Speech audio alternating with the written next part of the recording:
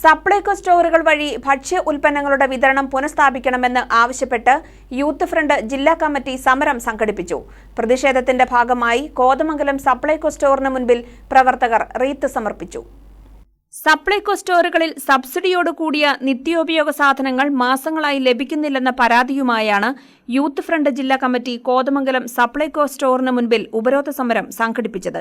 ഖജനാവിലെ പണം ധൂർത്തടിക്കുന്ന ഇടത് സർക്കാർ ജനങ്ങളുടെ ദുരിതം കണ്ടില്ലെന്ന് നടിക്കുകയാണെന്ന് യൂത്ത് ഫ്രണ്ടിന്റെ ആരോപണം.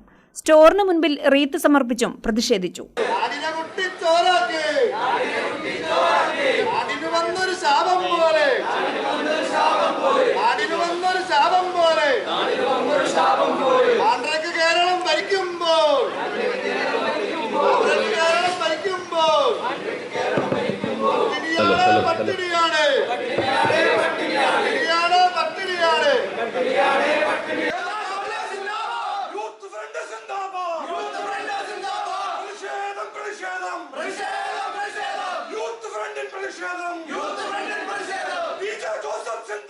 ഉപരോധ സമരത്തിന്റെ ഉദ്ഘാടനം മുൻ മന്ത്രി ടി.യു. കുരുവിള ഉദ്ഘാടനം ചെയ്തു. ഒരു ദിവസം ചെല്ലുന്തോറും ജനങ്ങളെ ഏതെല്ലാം രീതിയിൽ ഉപദ്രവിക്കുവാൻ സാധിക്കുമോ ആ രീതിയിലേക്ക് ഭരണം പോവുകയാണ്.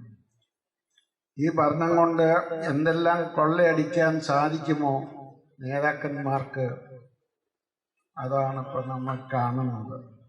വളരെ വിചിത്രമായ കാഴ്ചകളാണ്.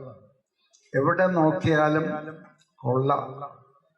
അതുപോലെ തന്നെ ഇപ്പോൾ നാം കാണുന്ന നിത്യോപയോഗ സാധനങ്ങളുടെ വിലക്കയറ്റം.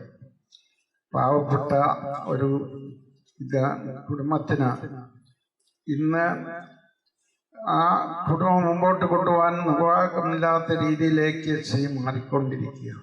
ജില്ലാ പ്രസിഡന്റ് ജോഷുവ തായങ്കരി അധ്യക്ഷത വഹിച്ചു.